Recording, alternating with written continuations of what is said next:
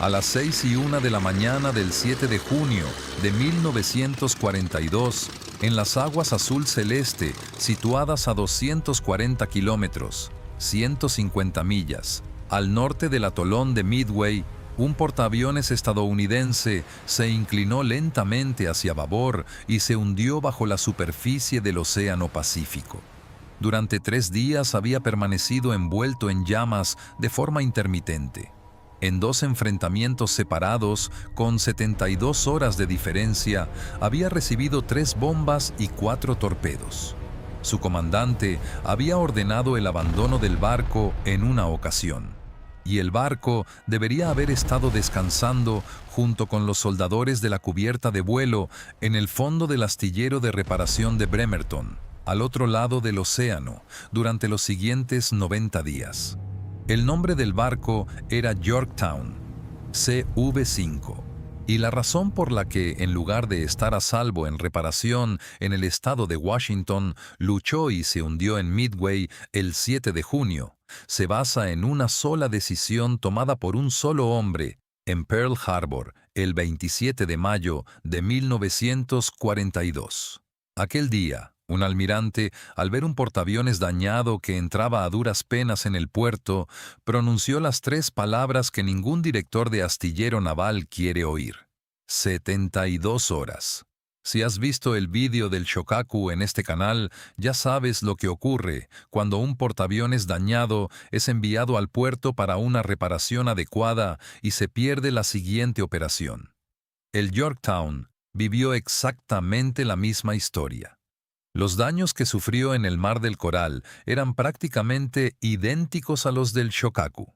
Sin embargo, la decisión fue totalmente opuesta.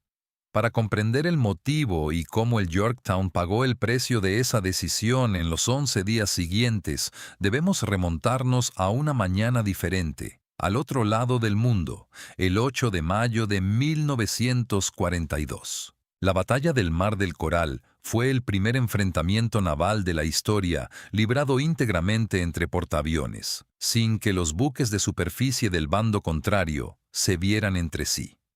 La mañana del 8 de mayo, la grupo aéreo del Yorktown atacó al portaaviones japonés Shokaku y lanzó 3 bombas sobre su cubierta de vuelo. Mientras esto ocurría, los aviones japoneses ya sobrevolaban el Yorktown. Una bomba penetró en la cubierta de vuelo y explotó 4 pisos más abajo, en la sala de descanso de los bomberos, dejando en llamas todos los depósitos de combustible de los aviones debido a incendios secundarios. En los 90 segundos siguientes, 66 tripulantes no regresaron. Los oficiales de control de daños lograron controlar el incendio, pero la cubierta de vuelo del Yorktown se había derrumbado.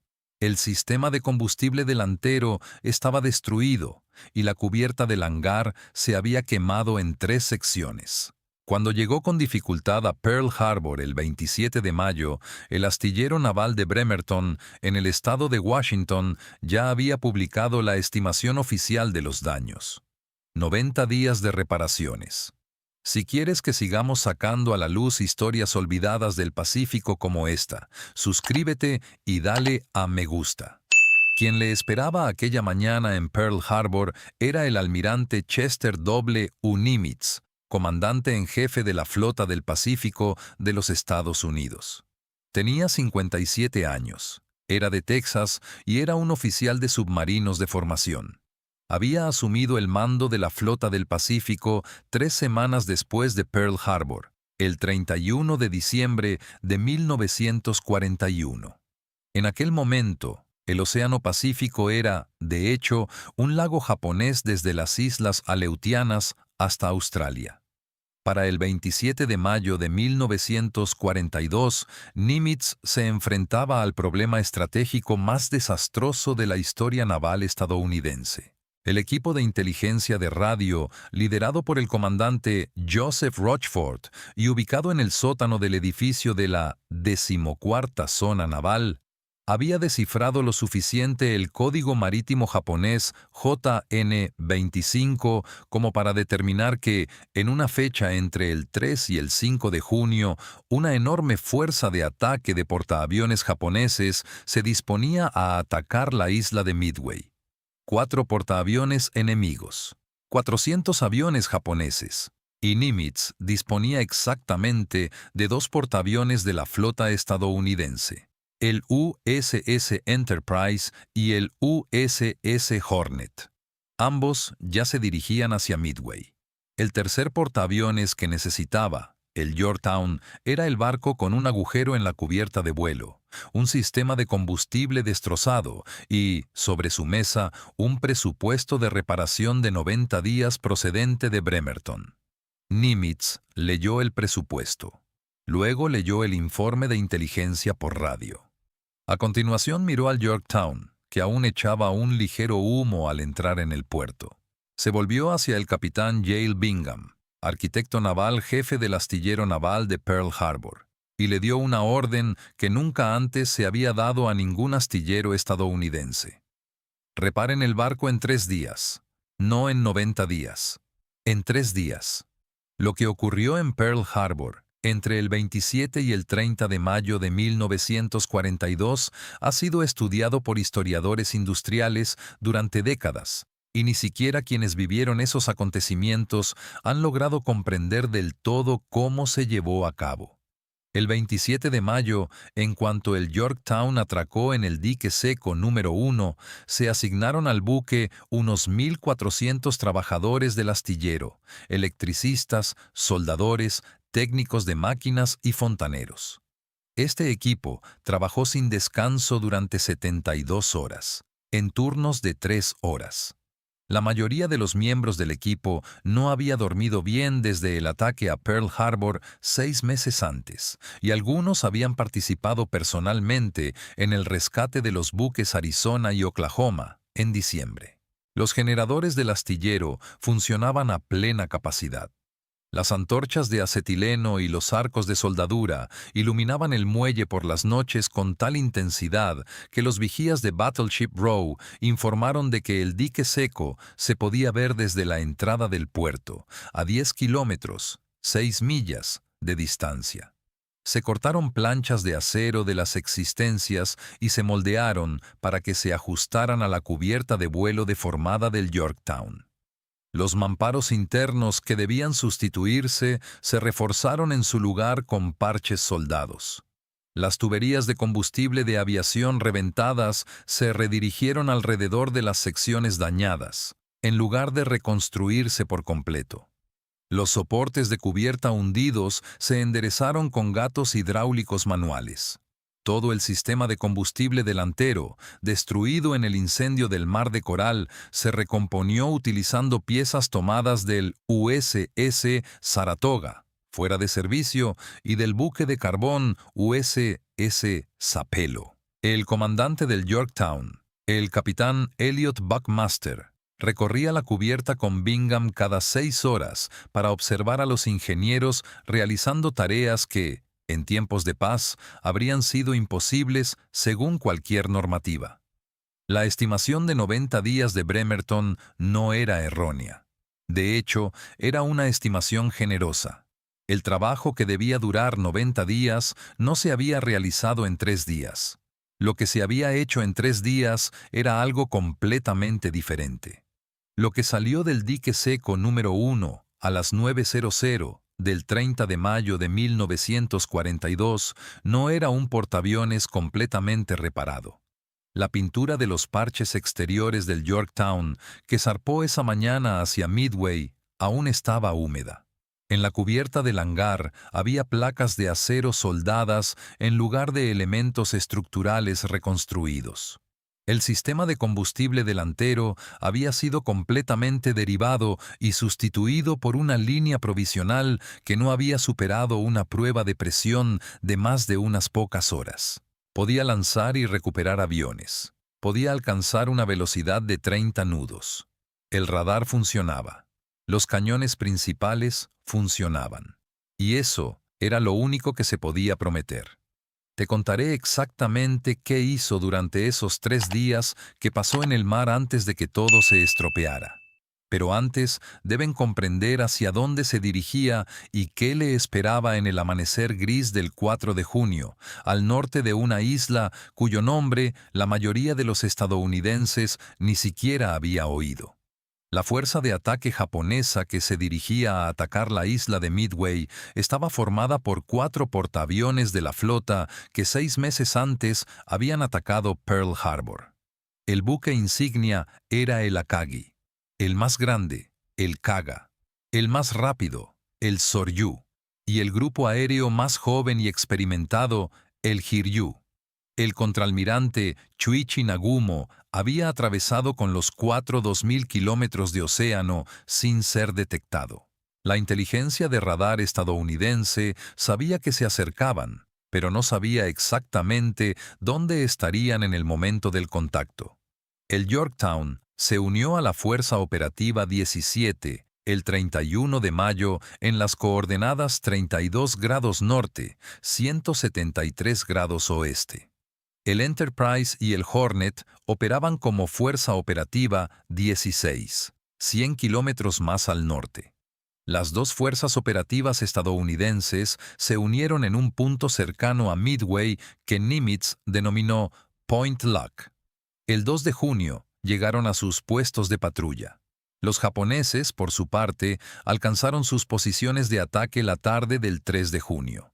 A las 4:30 de la mañana del 4 de junio, el Akagi, el Kaga, el Soryu y el Hiryu comenzaron a lanzar sus primeros ataques contra la isla de Midway. En 90 minutos, los aviones de reconocimiento estadounidenses que despegaron de Midway localizaron la posición de los portaaviones japoneses. En 4 horas, las agrupaciones aéreas de 3 portaaviones estadounidenses, incluido el Yorktown, que no debería haber estado allí, despegaron hacia la fuerza de ataque japonesa. Lo que ocurrió en los 8 minutos transcurridos entre las 10:22 y las 10:30 del 4 de junio redefinió la Guerra del Pacífico como ningún otro periodo de 8 minutos lo había hecho. Los bombarderos en picado estadounidenses que despegaron del Enterprise y el Yorktown alcanzaron al Akagi, el Kaga y el Soryu, cuyos hangares estaban repletos de aviones repostados y rearmados. 3 de los 4 portaaviones de Pearl Harbor estaban en llamas a las 10:30. A las 10:40, todos se estaban hundiendo. El cuarto portaaviones, el Hiryu, lanzó una contraofensiva desesperada esa tarde y buscaba un portaaviones estadounidense al que responder. El portaaviones que encontraron en sus radares a 250 grados era el Yorktown. A las 12 del 4 de junio, el primer ataque de bombarderos en picado del Hiryu se acercó a la escolta del Yorktown. La patrulla aérea de combate del Yorktown derribó a la mayoría de ellos. 3 lograron pasar. La primera bomba impactó en la cubierta de vuelo, cerca del ascensor número 2 del Yorktown. La segunda atravesó la cubierta superior y explotó en la entrada de la chimenea de humos. Esto inutilizó al instante 5 de las 6 calderas del barco y redujo su velocidad de 30 a 6 nudos.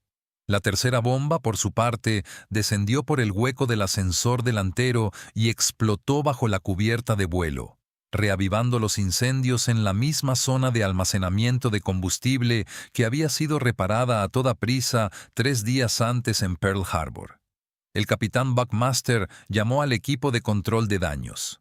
En los 20 minutos siguientes, los equipos de control de daños que subieron al barco hicieron algo que nadie esperaba. Menos de 90 minutos después de que la maniobrabilidad del Yorktown quedara limitada, a las 13:30, los equipos de ingeniería habían vuelto a poner en funcionamiento 4 de sus 6 calderas. Habían extinguido los incendios de combustible y habían vuelto a elevar la velocidad del buque a 19 nudos.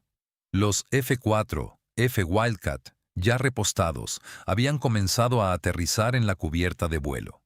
El Yorktown había vuelto a entrar en acción. El segundo ataque del Hiryu, esta vez con aviones torpederos, se produjo sobre el buque a las 14:30.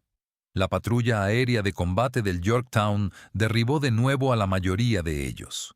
4 torpederos lograron pasar. 2 torpedos impactaron en el lado de babor del Yorktown, en el centro del buque, a 10 metros de distancia entre sí, con unos segundos de diferencia. Las calderas restantes también fallaron. Se cortó el suministro eléctrico. El sistema de gobierno quedó fuera de servicio. Las bombas principales dejaron de funcionar. La inclinación del buque aumentó a 17 grados, luego a 23 y finalmente a 26. La cubierta de vuelo se había inclinado a un ángulo que hacía imposible el aterrizaje de los aviones. Los oficiales de ingeniería informaron de que, si se inundaba cualquier otro compartimento, la inclinación del buque llegaría a un punto irrecuperable. A las 15:00, el capitán Buckmaster dio la orden de abandonar el barco. Los destructores Balch, Anderson y Russell se acercaron y recogieron a la tripulación, que solo unas horas antes había realizado reparaciones de emergencia en 72 horas y reparado las calderas en 90 minutos. Aquella tarde no fue el final. La tripulación que abandonó el barco en los siguientes 90 minutos no sabía que el barco seguiría a flote, pero el barco siguió a flote. Los daños eran graves, pero aún no mortales. El 5 de junio, el destructor USS Hammond se acercó al barco para proporcionar apoyo eléctrico y de bombeo. El 6 de junio, un equipo de rescate formado por 170 marineros volvió a subir a bordo. Cortaron y retiraron las estructuras dañadas, repararon parcialmente el sistema de bombeo y estuvieron a punto de controlar la entrada de agua. A las 13:30 horas del 6 de junio, el submarino japonés Pino 168, al mando del capitán Yahachi Tanabe y enviado expresamente para localizar el portaaviones estadounidense, que aún se mantenía a flote, disparó 4 torpedos tipo 95 desde una distancia de 1.300 metros, 1.420 yardas. Tanabe llevaba 36 horas buscando al Yorktown en condiciones marítimas adversas. El primer torpedo pasó por la popa del barco. El segundo y el tercer torpedo impactaron en el costado de estribor del Yorktown, en los compartimentos que habían sido reparados en Pearl Harbor apenas una semana antes. El cuarto torpedo, por su parte, impactó en el centro del Hammond. El destructor se partió en dos y se hundió en menos de 4 minutos, con la pérdida de 80 de sus 240 tripulantes. El Yorktown se sacudió. Su escora pasó de 24 a 28 grados, pero aún no se había hundido. El equipo de rescate abandonó el barco a las 17:00. El buque permaneció a flote durante toda la noche. A las 5:30 del 7 de junio comenzó a escorarse hacia babor. A las 6:01 se hundió a una profundidad de 5.180 metros, 16.990 pies. En las coordenadas 30 grados, 35 minutos norte, 176 grados, 34 minutos oeste. La simetría matemática que ocupa el centro de su historia sigue siendo un tema de conversación entre historiadores e ingenieros. Al Yorktown se le concedió un plazo imposible de 72 horas para repararlo el 27 de mayo. El 4 de junio entró en una gran batalla naval. Tras sufrir daños, permaneció a flote durante 3 días. La mañana del 7 de junio se hundió. 3 días de preparación, 3 días de batalla y el final. La mañana del 4 de junio, 141 de los 2.200 tripulantes perdieron la vida en una batalla que duró 2 días. El capitán Buckmaster sobrevivió y posteriormente asumió el mando del portaaviones USS Hancock durante el resto de la guerra. Cada uno de los 4 portaaviones japoneses que entraron en combate el 4 de junio yacía hundido en el fondo del Pacífico la mañana del 7 de junio. El Yorktown había contribuido personalmente al hundimiento de 2 de ellos, el Soryu y el Hiryu. antes de hundirse él mismo. El portaaviones, que según el astillero de Bremerton no podría estar listo en menos de 90 días, participó en cambio en el enfrentamiento naval más importante del siglo XX y, al retirarse, se llevó consigo a la mitad de la fuerza de portaaviones de Pearl Harbor. La realidad que se esconde tras estas cifras es demasiado impactante como para ser descrita con el frío lenguaje de los informes de guerra. Los ingenieros de Bremerton tenían razón al decir que era imposible. Tenían razón según los estándares en tiempos de paz. Tenían razón según los libros de ingeniería. E incluso tenían razón según el sentido común. Sin embargo, lo que Nimitz comprendió aquella mañana del 27 de mayo fue que el resultado no lo determinarían los informes del astillero que esperaban fuera del dique seco, sino aquel océano vacío al norte de Midway. La diferencia entre enfrentarse a 4 portaaviones japoneses con 3 portaaviones y hacerlo con 2 no era un problema matemático, era una cuestión de decenas de miles de vidas, quizá incluso del rumbo de la guerra. Esa pintura húmeda en la cubierta del Yorktown era la pintura más cara y valiosa de la historia de la guerra. Y quizá la verdadera historia del Yorktown no sea su hundimiento, sino que un barco que no debería haber estado allí, en un lugar donde no debía estar, hiciera lo que tenía que hacer.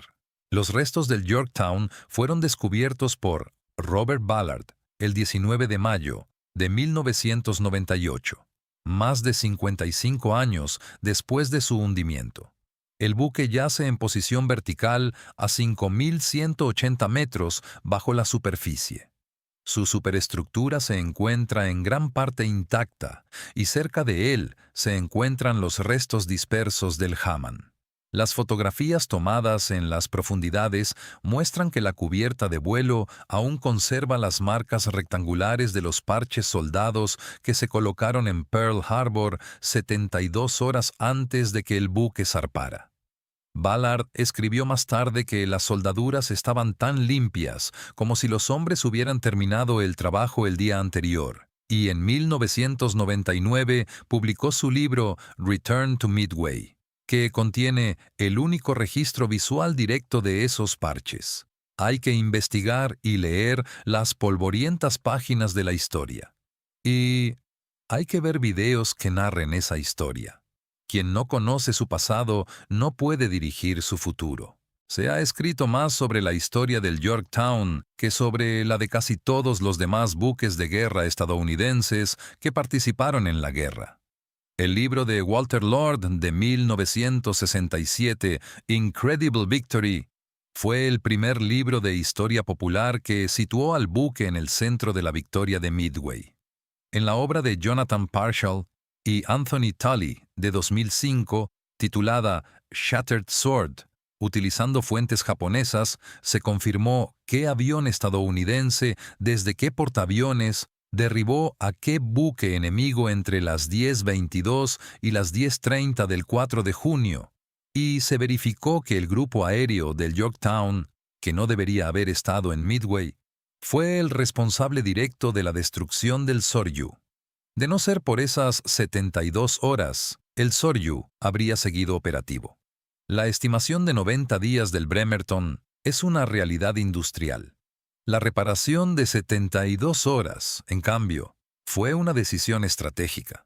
En los libros escritos sobre la Guerra del Pacífico, la diferencia entre estas dos cifras es la diferencia entre la guerra que Estados Unidos ganó y la guerra en la que Estados Unidos podría haber seguido luchando mucho más tiempo. Esos parches habían aguantado. Habían aguantado a pesar de las bombas. Habían aguantado a pesar de los torpedos. El barco abandonado había aguantado durante la larga y lenta noche que precedió a los segundos torpedos y al hundimiento final. Aguantó hasta que ya no fue necesario. Si esta historia te ha quedado grabada, deja un me gusta y un comentario más abajo. En tu opinión, ¿fue la reparación de 72 horas del Yorktown la decisión de ingeniería más extraordinaria de la Guerra del Pacífico o la apuesta de Nimitz en Midway? Suscríbete, porque la siguiente historia sigue el mismo océano hacia otro enfrentamiento imposible, y allí lo que hizo un barco es aún más difícil de creer.